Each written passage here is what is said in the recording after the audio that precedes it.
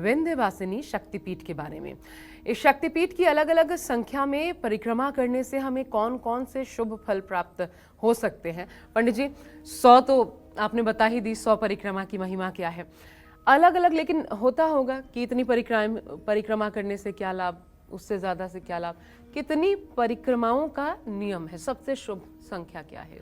देखो, अगर श्रद्धा भक्ति के साथ व्रत करते हुए नंगे पैर नवार्ण मंत्र का अनवरत जप करते हुए रुद्राक्ष की माला पर और रास्ते में न बोलते हुए न कुछ खाते हुए अगर आप एक भी परिक्रमा कर लें तो आपका असंभव से असंभव कार्य पूर्ण हो सकता है, पूरी श्रद्धा के साथ। और चाहे किसी की कुंडली में कितना ही ज्यादा संतान बाधक योग हो,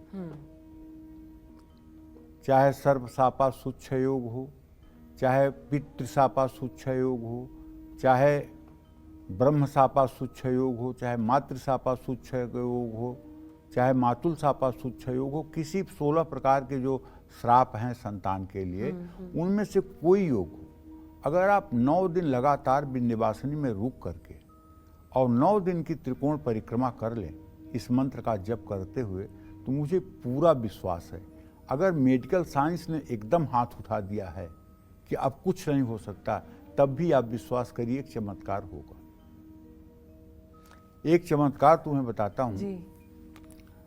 मिर्जापुर में एक जगह है इमाम बाड़ा। मिर्जापुर में जब प्रवेश करिए तो वहाँ इमाम बाड़ा है। वहाँ एक मिठाई की दुकान चलाते हैं ओम प्रकाश जायसवाल जी। उनका एक 19 साल का बेटा था, वो बीमार हुआ और 2 दिन की बीमारी में बड़ा बढ़िया क्रिकेटर था और वो मर गया जी। उनको किसी ने बताया कि विंध्याचल में एक पंडित जी रहते हैं, सुरेश पांडे नाम है, अगर वो चाहें तो तुम्हें पुत्र पैदा हो सकता है। तो वो पति पत्नी आकर के हमारे यहाँ बैठने लगे और कहते थे कि महाराज आप कह देंगे तो मुझे पुत्र होगा। अरे हमने कहा पागल हो गए हो, तुम लोगों की अवस्था इतनी हो गई है, तुम्हारी पत्नी की अवस्था इतनी हो गई है, मेरे कहने से पुत्र हो जाएगा। कितनी उम्र रही होगी? अरे महिला की उम्र 47-48 साल थी और पति की उम्र 54-55 साल थी। हमने कहा ऐसा कुछ होता नहीं है, ये किसी ने आपको बेवकूफ़ बनाया है, आप लोग जाइए। लेकिन वो लोग मानते नहीं थे। सप्ताह में 2-3 दिन आकर और 1 घंटे 2 घंटे 3 घंटे बैठे रहते थे, रोते थे, फिर चले जाते थे। और मैं इसलिए नहीं कहता था कि ये बात कैसे संभव है, जब स्त्री का रजोदोष बंद हो, रजस्वला होना बंद हो गया है, अब संतान कैसे होगी। 1 साल बाद 2004 में माता ने मुझे सौभाग्य दिया एक सहस्त्र चंडी यज्ञ का आयोजन करने का। सहस्त्र चंडी यज्ञ का आयोजन हुआ, मेरे जीवन का पहला यज्ञ था। 2004 में। अब उस यज्ञ में श्रद्धालु दर्शनार्थी तो आए ही थे, लेकिन मेरी माँ भी आई थी और यज्ञ देखने के लिए मेरे पिताजी भी आए थे। तो यज्ञ में मेरी माता जी आकर एक जगह बैठी थी। उस महिला को पता चला कि गुरु जी की माँ आई है और वो जाकर मेरी माँ का पैर पकड़ करके रोने लगी कि भैया माता जी, अगर गुरु जी कह दें तो मुझे बच्चा हो जाएगा, मेरा बच्चा जो मरा है वो वापस आ जाएगा। गुरु जी के पास आ रही हूँ इतने दिन से। कौन क्या कह रहे हैं? कहने वो तो कुछ नहीं कह रहे हैं। कहने अच्छा बुलाओ। तो एक पंडित को भेज करके माता जी ने तुरंत मुझे बुलवाया। मेरी माता जी बहुत सिंघनी थी, समझ लो। बुलवाया, मैं आया। तुम इसको क्यों नहीं कह रहे हो कि बेटा हो जाए? हमने कहा अरे माँ मेरे कहने से कैसे हो जाएगा बेटा? कहने हो जाएगा तुम्हारे कहने से। जब ये कह रहे तुम्हारे कहने से हो जाएगा तो हो जाएगा तुम्हारे कहने से, तुम कहो। अब मैं धर्म संकट में पड़ गया कि कहीं माँ विंध्यवासिनी ही इनके अंदर से आकर के न बोल रही हूँ। अब इस आज्ञा का उल्लंघन करना तो उचित नहीं है। मैंने कहा अच्छा ठीक है। मैं गया, माता की जहाँ मूर्ति स्थापित थी वहाँ माता की चौकी के सामने हाथ जोड़ के खड़ा हुआ। माँ अपनी माया तुम जानो, तुम क्या कहलवा रही हो माता से ये मैं नहीं जानता, लेकिन मुझे लग रहा है कि आपका संकेत है, इसलिए मैं यहाँ से फल लेकर जाकर पति पत्नी को प्रदान कर रहा हूँ। अब आप जानिएगा, मेरी कोई औकात नहीं, मेरी तरफ से हार है, आप देख लीजिएगा। ले जाकर मैंने दोनों को एक एक सेब दे दिया। हमने कहा जाओ खाओ, अब तुम्हारी मनोकामना पूरी होगी। अब विश्वास करो, उस दिन के बाद 9 महीने 15 दिन के बाद उन्हें पुत्र रत्न की प्राप्ति हुई। वो लड़का यहीं दिल्ली में इस समय अपनी तैयारी कर रहा है। ये घटना 2004 में मतलब कि फरवरी महीने की है। कितनी बड़ी बात है ये। हाँ, ये मतलब कि माँ का चमत्कार स्पष्ट मैंने देखा है। और जब भी विंध्याचल में जाता हूँ, वो लड़का अपने माता पिता के साथ मुझसे मिलने जरूर आता है। ये साक्षात चमत्कार हमने विंध्यवासिनी का देखा है। बताइए। हाँ, और जिन तभी लोगों तो मैं को पंडित जी कहती हूँ और जिन दर्शकों लोगों से। को शंका हो ना, नाम भी बताया मैंने, ओम प्रकाश हाँ, जायसवाल, बिल्कुल देखिए। इमाम बाड़ा, मिर्जापुर, मिठाई की दुकान, ये भी बता दिया मैंने। तभी मैं कहती हूँ दर्शकों से अगर पंडित जी किसी को इस बात में जरा सा वो लगता हो जी। तो ओम प्रकाश जायसवाल कर लें। से मतलब कि ये माँ विंध्यवासिनी का चमत्कार है। और इसमें मनुष्य का कोई चमत्कार नहीं है। तो 9 बार परिक्रमा करने वाला संतानहीन व्यक्ति उत्तम संतान को प्राप्त करता है। 1 बार त्रिकोण परिक्रमा करने से रोग शोक से मुक्ति मिलती है। 108 बार त्रिकोण परिक्रमा करने से व्यक्ति माँ विंध्यवासिनी की कृपा से सराबोर हो जाता है। होगी कहाँ?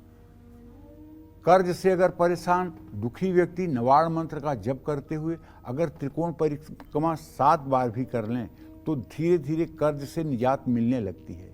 विंध्याचल पर्वत पर माँ विंध्यवासिनी लक्ष्मी रूप में, रजोगुण काली रूप में, तमोगुणी अष्टभुजा रूप में, सरस्वती के रूप में वहाँ के लोगों पर कृपा बरसाती है। विंध्याचल के इस शक्तिपीठ में देवी के 3 रूपों के दर्शन मिलते हैं। सौभाग्य प्राप्त होता है भक्तों को। माँ विंध्यवासिनी धाम में माँ दुर्गा का एक ऐसा शक्तिपीठ है जो हर प्रकार की मनोकामनाओं को पूर्ण करता है। अगर आप घर के लिए परेशान हैं और आपका घर नहीं हो पा रहा है और आपकी जिंदगी बीत गई लेकिन घर का सपना आपके मन में है, तो मैं कहूँगा विंध्याचल जाइएगा। तो जब काली खोह में काली माता का दर्शन करिएगा तो सीढ़ियों से चढ़ के ऊपर जाइएगा। लगभग 150 सीढ़ियाँ हैं। सीढ़ियों से चढ़कर ऊपर पहाड़ पे जाइएगा तो वहाँ आप देखेंगे तो 2-3 एकड़ में घर घर ही बने होंगे, हजारों घर बने होंगे पत्थर के। तो आप भी वहाँ पत्थरों को बीन करके इकट्ठा करके एक घर बनाइएगा। अगर आपको 1 मंजिला घर चाहिए तो 1 मंजिला बनाइएगा, 2 मंजिला चाहिए तो 2 मंजिला बनाइएगा। लेकिन एक काम करिएगा, वहाँ किसी का घर उजाड़ कर अपना घर मत बनाइएगा। वहाँ से पत्थरों को, छिटके हुए पत्थरों को उठाइएगा, उससे घर बनाइएगा। अगर आपने ये घर बनाना शुरू कर दिया और 5 नवरात्र में आपने घर बना दिया तो आपके सपनों का घर माँ जरूर कर देगी। ये मेरी मतलब कि जो है मेरे हृदय का रोम रोम कह रहा है कि निश्चित रूप से मनोकामना पूरी होती है, इसमें कोई संशय नहीं है। मैंने बहुत घर बनाया था, मतलब कि विंध्याचल पर्वत के ऊपर बहुत घर बनाया था और इसीलिए बहुत घर हो भी गया। मेरी माँ कहती थी तुम तो जहाँ जाते हो वहाँ घर बना देते हो। ये नहीं कि एक जगह घर रहे, पूरा परिवार एक जगह रहे, पूरा परिवार एक साथ रहे, यहाँ भी घर, वहाँ भी घर, वहाँ भी घर, पता नहीं कितना घर बना देता है। ठीक है, तो पुराणों में विंध्याचल पर्वत जो है वो अगस्त ऋषि, देखो ऐसा है कि अभी हम पंडित जी ये बता दीजिए ना, आप जिसका जिक्र कर रहे थे कि अगस्त ऋषि, माँ गंगा और माँ विंध्यवासिनी के बीच वो जो अभी आप शायद मुझे लगता है रोचक कथा रुक गया, ऐसा है ना बेटा, प्लीज बता दीजिए। ये एक बार विंध्याचल पर्वत इतना ऊंचा हो गया कि सूर्य की रोशनी दक्षिण भारत में जाती ही नहीं थी। सूर्य की रोशनी दक्षिण भारत में जाती ही नहीं थी। देवता लोग परेशान हो गए तो देवताओं ने अगस्त ऋषि से प्रार्थना की और अगस्त ऋषि, जिनको कुंभज ऋषि भी कहा जाता है, उनके शिष्य जो है विंध्याचल पर्वत थे। और अगस्त ऋषि गंगा के उस पार उत्तर तरफ से विंध्याचल पर्वत को संदेश दिए कि मैं आ रहा हूँ। अच्छा। तो जब वो आए, गंगा के पार उतरे, तो विंध्याचल पर्वत ने साष्टांग गंगा जी के किनारे अपना सर रख करके प्रणाम किया और उसके सर पर माँ विंध्यवासिनी विराजमान रहती थी, इसीलिए विंध्याचल पर्वत का संरक्षिका इनको माना जाता है। तो जब उसने सर ऐसे गिराया विंध्याचल पर्वत ने गंगा जी के किनारे, तो उसके उसके माथे पर, उसके सर पर, मुकुट पर स्थित माँ विंध्यवासिनी वहाँ आ गई गंगा जी के किनारे। अच्छा, ठीक है। और तब अगस्त ऋषि ने कहा कि हे वत्स, तुम ऐसे ही रहना जब तक मैं वापस न लौटूं।